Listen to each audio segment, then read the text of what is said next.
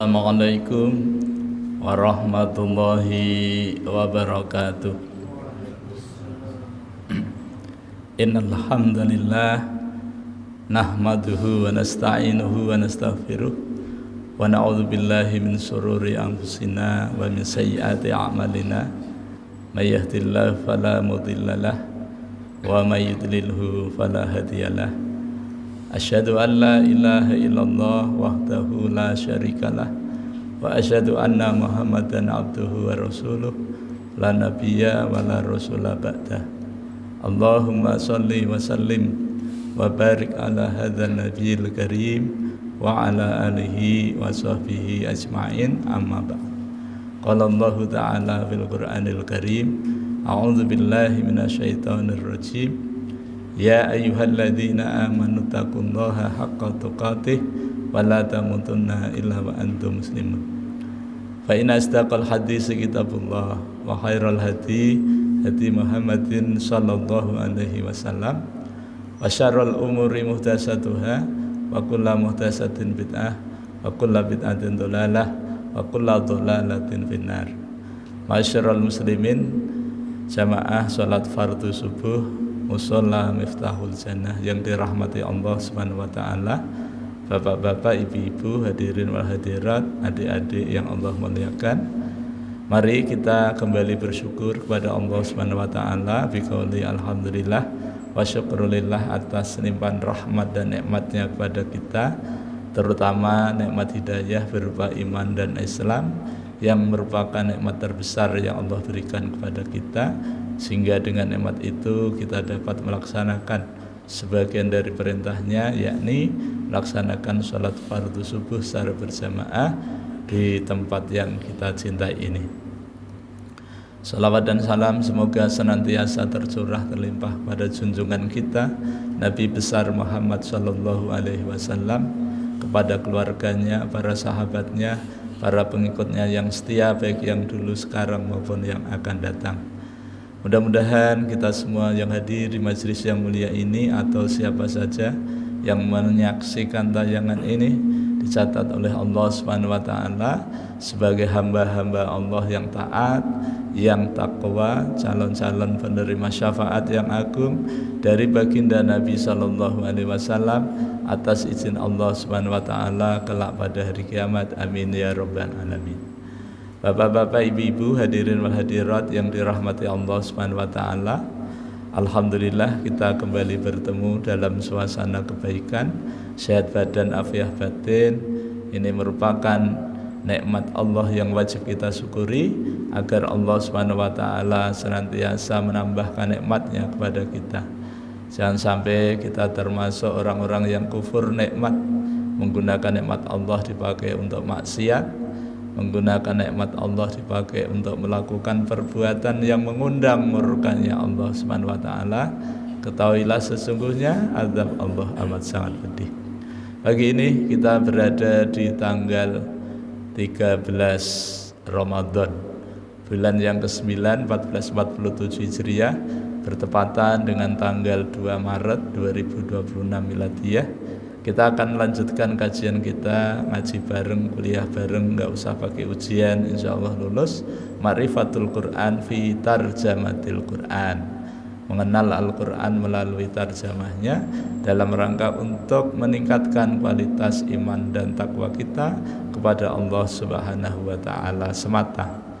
Tema kita pada pagi hari ini adalah mengenal tazkiyatun nufus, mengenal mensucikan jiwa, diawali dari membersihkan hati dalam rangka untuk mengikhlaskan setiap amal yang kita kerjakan dari perintah Allah SWT dan juga sunnah-sunnah Nabi yang disampaikan kepada kita. Allah Subhanahu wa taala berfirman di dalam surah Al-A'la ayat 14, qad aflaha man tazakka. Qad aflaha, qad sungguh, harfu taukid ya. Qad sungguh, aflaha beruntung, dan keberuntungannya enggaknya satu, banyak. Ya, kalau di global keberuntungan di dunia dan keberuntungan di akhirat, gitu ya. Dari semua aspek keberuntungan. Nah, ini dinyatakan oleh Allah, dan kalau Allah menyatakan, di balik pernyataan itu ada peluang. Jadi kalau Allah mengatakan qad aflaha, sungguh beruntung, siapa yang beruntung? Man, siapa saja. Tidak ditentukan apakah pejabat, apakah rakyat jelata, atau keluarga berdarah biru, darah merah, darah putih, atau darah apapun. Ini tanpa kecuali, laki-laki, perempuan, tua, muda, dewasa, manula, ya. Man. Lalu tazakka, yang mensucikan jiwanya setelah membersihkan hatinya. Oleh karena itu, dalam rangka untuk memakmurkan bulan Ramadan ini, ya, kita isi dengan nilai-nilai kebaikan di dalam kehidupan kita sehari-hari. Tadi imam kita membacakan salah satu ayat dari surah 98, surah Al-Bayyinah, ayat yang kelima. Di situ Allah menyatakan bahwa Allah tidak menyuruh mereka. Yang diceritakan ini tentu ahlul kitab, ya, yang mereka menanti-nantikan kehadiran Nabi terakhir, harapannya dari kalangan Bani Israel. Ternyata tidak, ya. Dan juga Allah tidak menyuruh kepada umat Rasulullah SAW dalam melaksanakan ibadah, melainkan ketika melaksanakan itu dengan ikhlas, murni. Motivasinya hanya karena Allah semata. Oleh karena itu, di dalam kajian Tazkiyatun Nufus, ya, dalam rangka mensucikan jiwa kita, itu setelah kita bersihkan kotoran-kotoran hati, ya, kalau istilah sufinya itu adalah taholli, kita bersihkan semuanya, kemudian baru kita tahali, yaitu menghiasi diri kita atau mengisi diri kita dengan apa? Dengan amal-amal soleh. Dan ketika kita melaksanakan amal soleh itu, yang utama ini adalah amalan hati, yaitu ikhlas.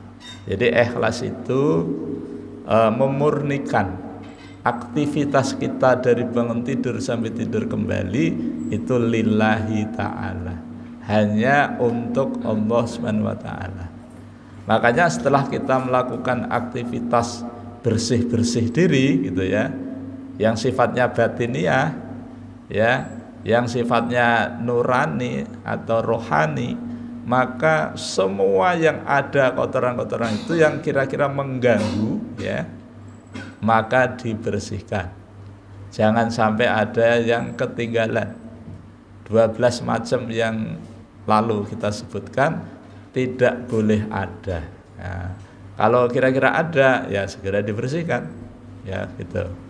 Nah, ketika kita sudah merasa ini sudah agak bersih, agak lumayan, ya, maka kita harus punya keyakinan bahwa yang ada di hati kita hanya Allah saja. Allah saja. Allah tak, nggak ada yang lain. Dunia ditaruh di tangan kanan atau tangan kiri. Jangan diletakkan di hati, karena ini akan mengganggu konsentrasi kita dalam kegiatan tazkiyatun nufus. Karena dunia itu di dalam Al-Quran cukup jangan dilupakan, ya, karena itu sarana, ya, untuk menuju akhirat itu harus lewat dunia. Makanya dunia tidak boleh dilupakan. Tetapi yang pokok perintah Allah itu kita harus mempersiapkan kehidupan di Darussalam, yaitu di akhirat. Nah, gitu. Nah, kegiatan kita seperti ini adalah dalam rangka kita mempersiapkan bekal untuk akhirat. Pelaksanaannya ikhlas, tidak ada motivasi lain kecuali hanya berharap daripada Allah Subhanahu wa ta'ala. Kita berada di pagi, sore, siang, malam. Selama kita berada di bulan Ramadan, maka ini full dengan amal kebaikan. Ya, hadis yang populer yang sering kita dengar, sering kita diperdengarkan, ya, Imam Bukhari, Imam Muslim dari sahabat Rasulullah yang mulia Abu Hurairah, ya. Yang pertama di bulan ini adalah Syahrus Siyam, bulan untuk menahan diri, bulan untuk menjadikan hati kita menjadi hati yang bersih, menjadi jiwa yang suci. Dilatih untuk menahan diri, untuk tidak makan dan minum, tidak berhubungan suami istri dari fajar sampai maghrib.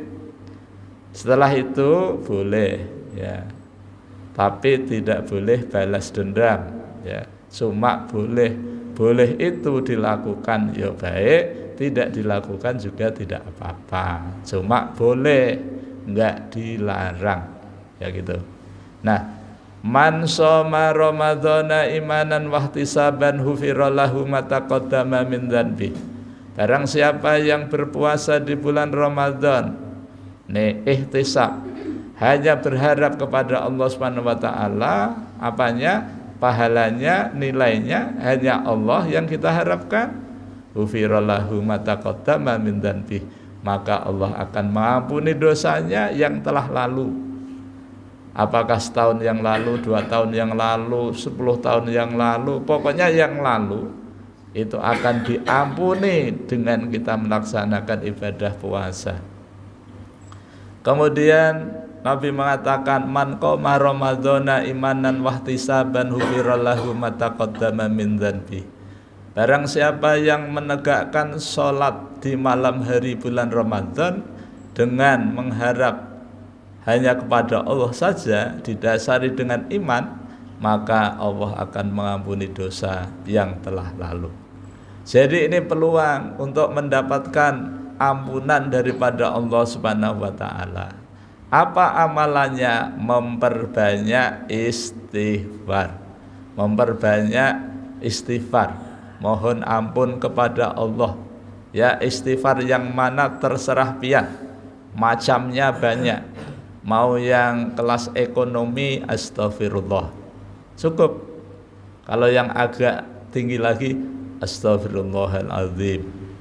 Agak tinggi lagi, astaghfirullahaladzim alladzi la ilaha illa huwal hayyul qayyum wa atubu ilaih. Mau panjang, sayyidul istighfar. Kenapa? Kalau kita istighfar, maka Allah akan ampuni kita. Tidak ada makhluk di muka bumi dari bangsa manusia yang tidak ada dosa. Semuanya punya dosa. Bahkan mulai bangun tidur saja sudah punya dosa, ya kan? Di mana letaknya? Ya, bangun tidur sudah buka HP. Dibuka HP, pertama yang dibuka adalah status yang tidak betul, sehingga kita terpengaruh. Apalagi kita masuk pada perangkap komen-komen yang tidak yang tidak ada manfaatnya untuk kita. Makanya di bulan Ramadan itu dikurangi megang HP-nya, buka HP-nya, kecuali hanya untuk baca Quran. Nah, itu tidak apa-apa, ya. Nah, karena kita itu selalu ada salah, selalu ada dosa, maka kita dianjurkan untuk istighfar. Sebanyak apapun dosa kita, penuh langit dan bumi, kalau kita istighfar kepada Allah, sungguh-sungguh minta ampun kepada Allah, maka Allah akan ampuni. Nah, ini luar biasa. Makanya di bulan Ramadan itu adalah kesempatan untuk berbuat baik. Bagi yang tidak bisa memanfaatkan kesempatan itu, maka termasuk orang yang rugi, ya kan? Di dalam surah yang ke-103, satu surah ayatnya cuma 3 ayat, ya. Allah berfirman dengan menggunakan harful qasam, ya, huruf sumpah, wal asri, demi masa. Nah, dalam mufasir dikatakan masa itu maknanya yang pertama masa, yang kedua waktu, yang ketiga waktu asar, ya. Tapi yang populer wal asri ini demi waktu. Kenapa Allah bersumpah dengan waktu? Berarti waktu ini penting. Waktu ini punya keistimewaan. Dan waktu itu kalau sudah berlalu, sudah nggak bisa diulangi lagi. Waktu subuh ini, ya, dari detik ke detik, dari menit ke menit, dari jam ke jam, itu ya sudah bablas terus. Ya, nggak bisa. Tunggu sebentar, saya mau masbuk, nggak bisa. Oh, jalan terus waktu. Maka kalau kita tidak menggunakan waktu dengan baik dan benar, rugi kita. Wal asri, demi waktu. Berarti waktu itu makhluknya Allah yang penting, ya. Allah menyatakan innal insana lafi khusrin, sesungguhnya manusia tanpa kecuali. Tanpa kecuali ini manusia, ya. Lafi khusrin, berada di dalam kerugian. Manusia berada di dalam kerugian. Tapi kalau ngajinya wakaf sampai di sini, wah ini nggak ada solusi, ya. Maka itulah pentingnya istisna. Lanjutan ayat yang ketiga, illal ladzina amanu. Jadi orang yang tidak rugi, yang menggunakan waktunya dengan baik dan benar adalah orang yang beriman. Nah, iman ini adalah amalan hati, ya, di mana melibatkan seluruh anggota. Jadi iman itu, ya. Anggota badan yang mana? Yang pertama lisan. Lidah kita mengucapkan asyhadu alla ilaha illallah wa asyhadu anna muhammadar rasulullah. Mulut kita. Terus hati kita membenarkan, meyakini, ya, mentasdik apa yang diucapkan oleh mulut kita, ya. Kemudian yang ketiga, dari ucapan, dari keyakinan itu kita wujudkan dalam bentuk perbuatan. Perbuatannya apa? Yang kedua, wa amilus sholihat. Orang yang tidak rugi itu setelah iman dia beramal soleh. Dan amal solehnya tidak hanya satu, tapi banyak. Dari pagi sampai sore ini kegiatannya macam-macam. Itu semua akan menjadi amal soleh. Sesuatu dikatakan amal soleh kalau didasari dengan iman. Lawan katanya soleh itu toleh. Jadi ada amal soleh, ada amal toleh. Makanya jangan menamai anaknya Muhammad Toleh, gitu ya. Kasihan nanti Muhammadnya, ya. Jadi kalau pakai Muhammad ya soleh. Jadi dikatakan sesuatu itu soleh, amalannya soleh kalau didasari iman. Sekecil apapun, ya, sekecil apapun yang kita kerjakan saat ini, di tempat ini, di bulan ini, ya, kalau didasari iman, maka akan mendapatkan balasan kebaikan. Imam kita tadi membacakan, ya. Faman ya'mal mithqala dzarratin khairan yarah. Maka barang siapa yang mengerjakan kebaikan sekecil apapun, seberat biji sawi. Dzarrah itu perumpamaan atau gambaran tentang kecilnya sesuatu, menggunakan kata dzarrah, maka akan diperlihatkan oleh Allah balasan kebaikannya. Wa may ya'mal mithqala dzarratin syarran yarah. Dan barang siapa yang melakukan keburukan sekecil apapun, seberat dzarrah tadi, biji sawi, gitu ya, itu juga akan diperlihatkan balasan keburukannya. Makanya Bapak Ibu, adik-adik, jangan menyia-nyiakan amal sekecil apapun. Yang penting amal itu didasari dengan iman. Nah, untuk menjadi amal soleh itu pakai daftar, ya. Daftarnya adalah mengucapkan 2 kalimat syahadat, menjadi orang Muslim. Kalau tidak ada fast foodnya ini, tidak akan bisa. Sebanyak apapun, ya, kekayaannya full dengan dunia ini, ya, itu tidak akan ada nilainya. Manfaat bagi orang lain ya ada, tapi bagi yang beramal itu enggak ada. Kenapa? Enggak ada dasarnya. Karena dasar amal itu iman, gitu ya. Nah ini. Nah kemudian ketika kita sudah melakukannya, maka kita harus ikhlas. Nah ini amalan hati. Jadi mudah-mudahan kita diberi kesempatan oleh Allah untuk menjadi orang yang tidak rugi, ya. Nah, yang ketiga, watawassobil haq, orang yang tidak rugi itu adalah senantiasa memberikan dakwah kepada orang lain didasari dengan kebenaran, tidak asal menyuruh, tidak asal melakukan amal, tapi tidak jelas dasarnya.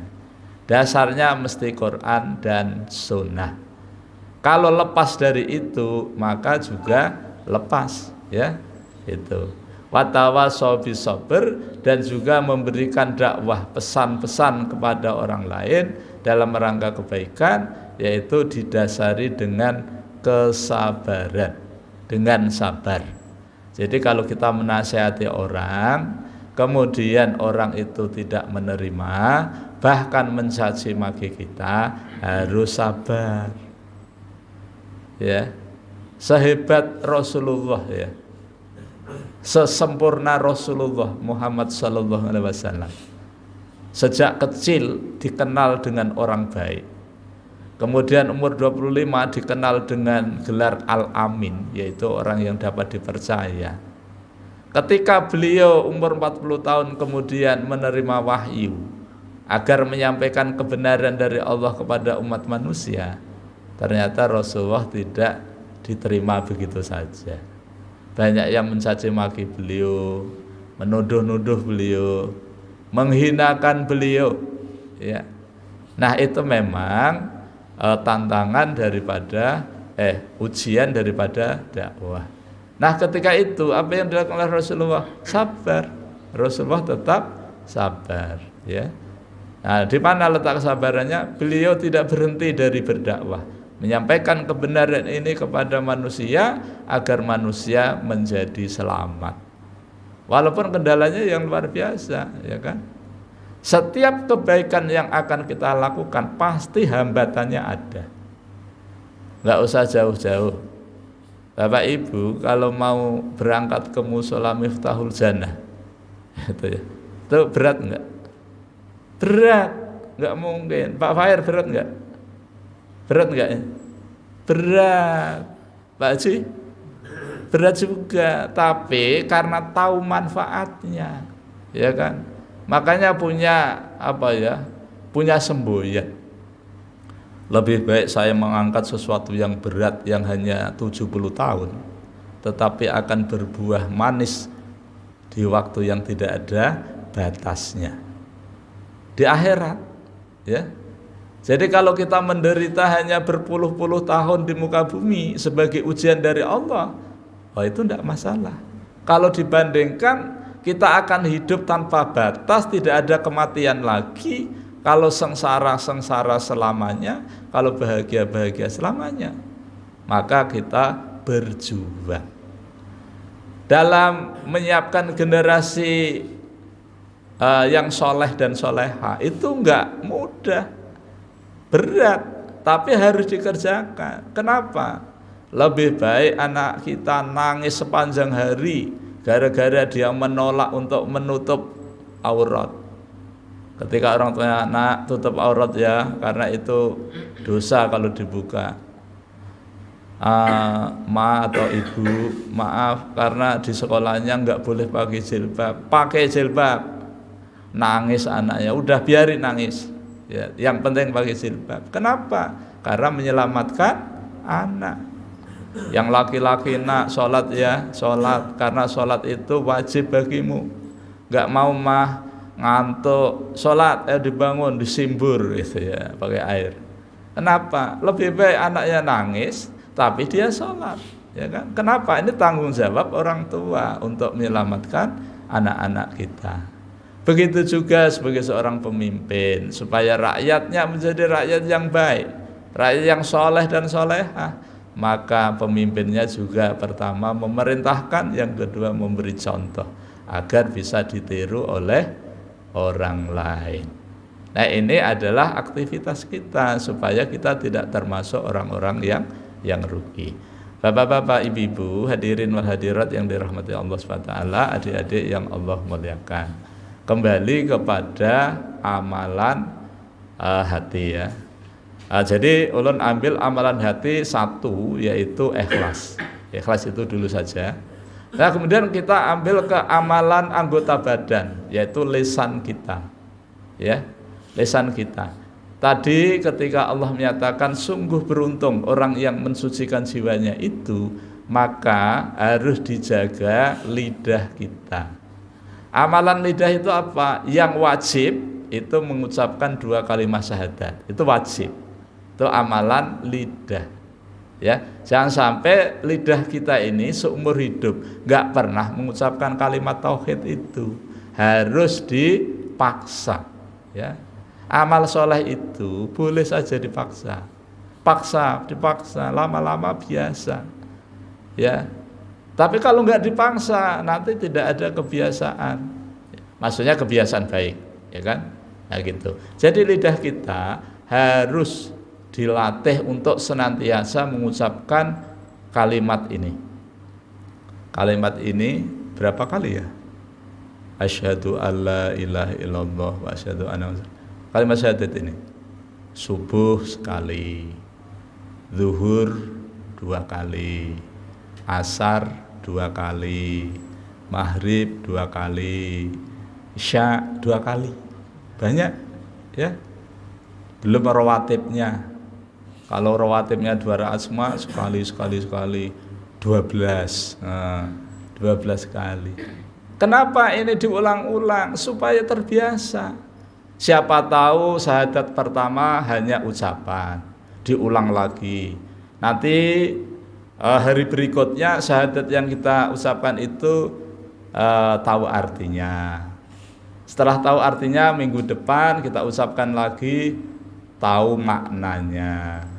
Setelah itu bulan depan, setelah kita biasa setiap hari mengucapkan 2 kalimat syahadat tadi, tuntutannya tahu apa yang harus kita lakukan, Tuhan mana yang harus kita sembah, Nabi mana yang harus kita jadikan contoh. Nah, itu dari itu ucapan lidah kita wajib kita latih terus menerus.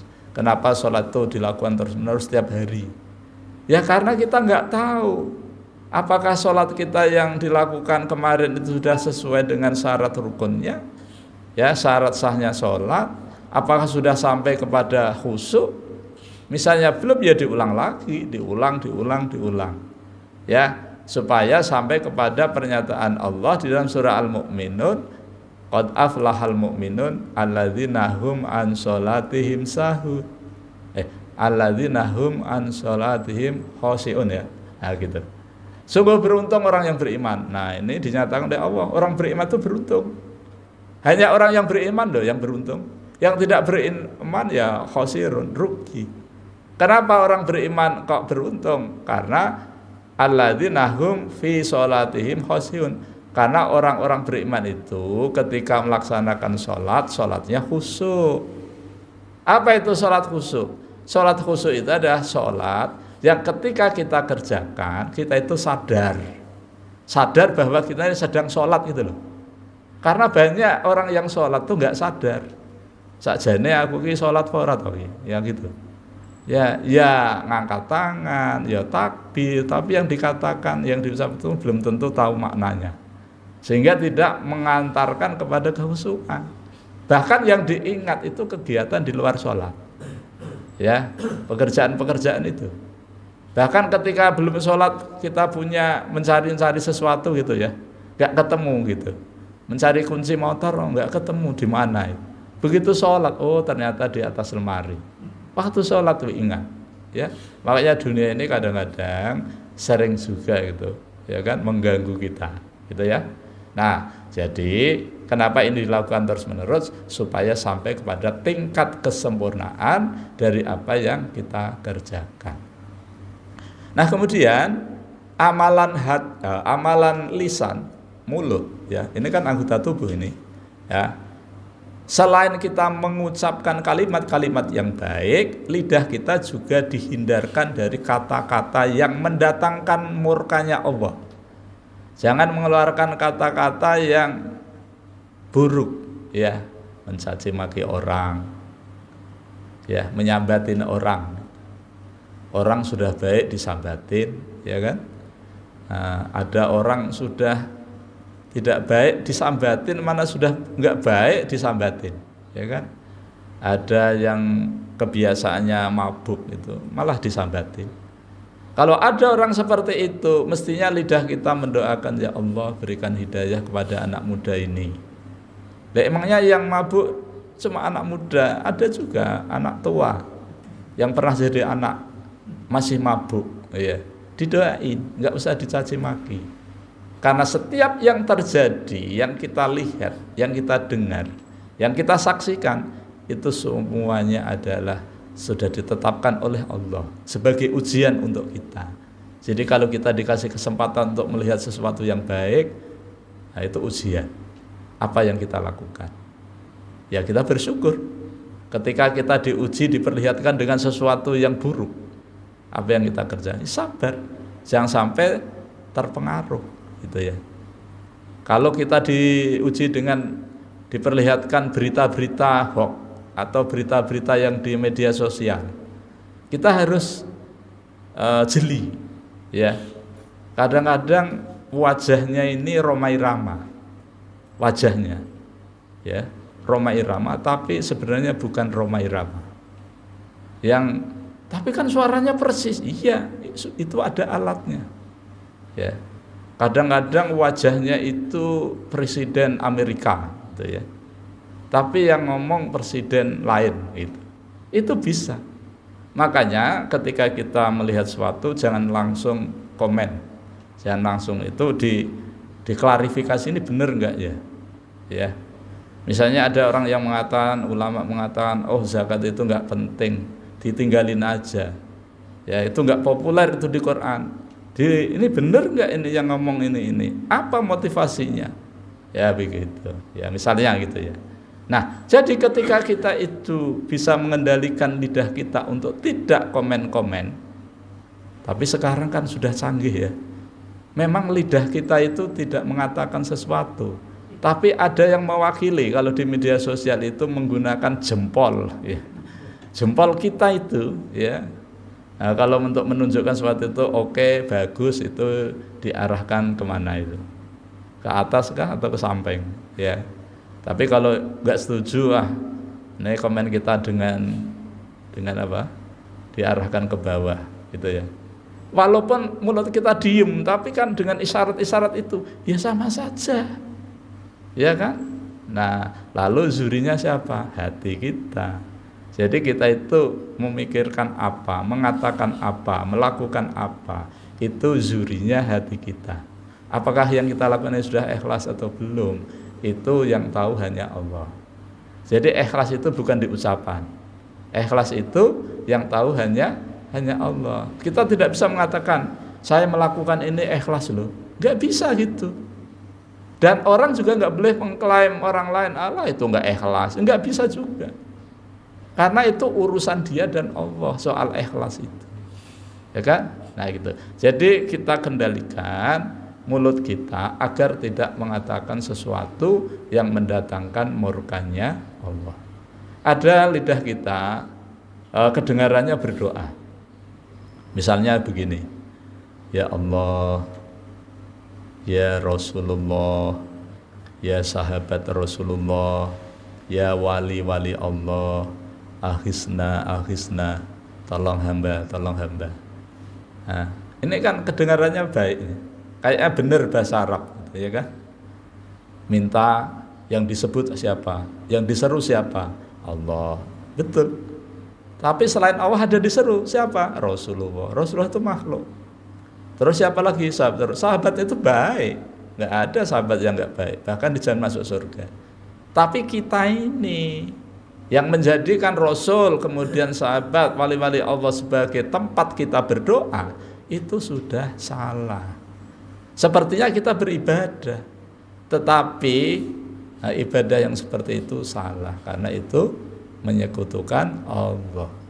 Makanya kalau kita ya itu mesti setelah ya itu Allah. Kalau berdoa loh, ya Allah, ya Rahman, ya Rahim, ya Fattah, ya Malik, ya Kudus. Ya tergantung sih mau minta apa. Minta kekayaan, ya Ghaniyu. Pak Haji mau kaya? Mau. Sudah tua mau kaya juga? Oh, gitu. Mau ya kaya amal ya. Oke. Ya ini. Ya mintanya kepada yang punya kekayaan, jangan minta kepada sama makhluk. Pak Haji minta kepada Pak Imam, coba minta. Pak Imam. Pak Haji Hizbullah minta uang 5 miliar. Walaupun pian punya 1 triliun, belum tentu dikasih. Kenapa? Karena kalau kita minta kepada makhluk itu ada halangannya. Iya kan? Minta aja kepada Allah. Gimana? Ya Ghaniyu, ya Mughni. Ghaniyu yang maha kaya, Mughni yang mengayakan. Siapa? Huwa Allah, dia Allah. Ya kan? Kapan dibaca? Kapan saja. Yang penting paham gitu loh apa yang kita minta. Nah, kalau itu enggak syirik, ya kan? Itu baik karena memang Asmaul Husna itu diperintahkan untuk kita pakai ketika kita memohon kepada Allah. Surah Al-A'raf 180 perintahnya di situ kan. Nah gitu. Ya Ghaniyu ya Mughni, ya Ghaniyu ya Mughni, ya Ghaniyu ya Mughni.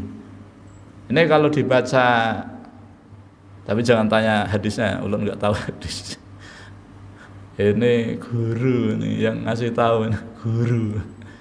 Tak ijazah ya, nggih yai. Apa? Ini doa supaya kaya. Apa? Ya baca ini 11 kali setelah sholat isya. Ya Ghaniyu ya Mughni 11 kali setelah isya. Setelah itu baca Allahumma kfini bihalalika an haramika wa aghnini bifadlika amman siwak 3 kali. Terus kalau pian mengamalkan ini, pian akan kaya dan akan dikayakan oleh Allah. Dan kalau pian punya utang sebanyak apapun, Allah akan memberi jalan untuk menyelesaikan utang itu ya sebelum dia meninggal. Bagaimana kalau meninggal belum selesai utangnya, diselesaikan ahli warisnya? Wah, itu ya. Bagus itu. Nah, gitu. Tapi setelahnya itu jangan selain Allah itu loh. Walaupun itu Rasulullah itu ya mulia, tapi bukan tempat kita memohon. Kuburannya Rasulullah ya mulia, tapi bukan tempat untuk kita meminta. Laut itu juga luas, tapi bukan tempat kita memanjatkan doa. Tapi kalau kita minta yang masih hidup itu yang utama bapak ibu kita. Ya. Makanya beruntung kalau kita punya orang tua ini, ya, ada kesempatan untuk berdoa, ya. Abah, mama, tolong Pang doakan ulun supaya ulun jadi anak yang soleh, solehah, mudah menghafal Quran misalnya gitu ya. Mudah untuk tahajud, mudah untuk sholat berjamaah, ringan melangkahkan kaki ke Miftahul Jannah itu ringan. Ya.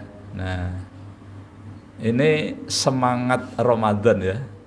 Jadi semangat Ramadan itu luar biasa ya. Dulu sebelum Ramadan jamaahnya nggak full kan, ya Pak ya. Ini semangat Ramadan ini luar biasa. Makanya mudah-mudahan bulan Syawal nanti berubah jadi Ramadan. Supaya semangat beribadahnya seperti ini kan, luar biasa. Nah, jadi lidah kita itu juga harus dikendalikan. Kemudian yang selanjutnya amalan-amalan anggota badan selain hati dan mulut tadi. Tapi kalau anggota badan itu melakukan amal, maka yang 2 ini otomatis ikut. Sholat ini kan amalan anggota badan. Zakat itu anggota badan, ya kan? Haji itu amalan anggota badan. Nah, setiap amalan anggota badan secara umum, secara global, maka yang dua ini ikut. Misalnya sholat. Sholat diawali dari takbiratul ihram, diakhiri dengan salam. Maka berdiri badan kita menghadap kiblat. Kemudian hati kita niat tulus karena Allah. Sengaja aku sholat subuh 2 rakaat karena Allah. Kemudian takbir Allahu Akbar, yang maha besar itu hanya Engkau ya Allah. Selain Engkau itu halus, kecil. Tapi masih banyak orang yang membesarkan sesuatu yang halus, ya kan? Membesarkan dunia itu kan, nah gitu. Sampai jatuh cinta banget ini sama dunia, ya kan? Bahkan direwangi curang itu untuk mendapatkan dunia. Direwangi nyuap, menyogok, itu ya. Nah itu. Jadi kemudian setelah itu membaca doa iftitah, baca Al-Fatihah sebagai rukunnya, itu adalah amalan lisan, kan mengucapkan. Kemudian setelah itu rukuk, nah itu amalan badan, ya kan. Nah jadi ketika kita melakukan amalan badan, maka badan kita itu melibatkan hati dan lisan. Nah kemudian wajah kita bagaimana? Ya wajah kita dikendalikan, jangan sampai kita melihat sesuatu yang membuat Allah murka. Kalau ada wanita cantik di pinggir jalan, pakaiannya minim gitu ya, pakaian masa kini gitu ya. Nah, yang katanya orang itu pakaiannya kurang kain itu, gimana? Ya ditundukkan pandangannya, pandangan mata lahir dan juga pandangan mata hati. Mata lahirnya ditundukkan tapi hatinya mikir, ya. Kelihat di spion, ya dipikir. Makanya ini juga ini amalan anggota badan. Alhamdulillah ini ya kontraknya habis. Terakhir adalah amalan anggota badan. Insya Allah nanti pertemuan yang terakhir bulan Maret nanti kami lanjutkan, insya Allah. Bapak Ibu yang dirahmati Allah, adik-adik yang Allah muliakan, demikian yang dapat ulun sampaikan. Mudah-mudahan Allah SWT senantiasa merahmati dan meridhai kita semua. Ulun mohon maaf pasti banyak kelirunya, banyak salahnya dalam mendampingi kajian ini. Mari kita tutup dengan baca hamdalah dan doa kafaratul majlis. Alhamdulillahirabbil alamin. Subhanakallahumma wa bihamdika asyhadu an la ilaha illa anta astaghfiruka wa atubu ilaik wa a'udzu minkum. Wassalamualaikum warahmatullahi wabarakatuh.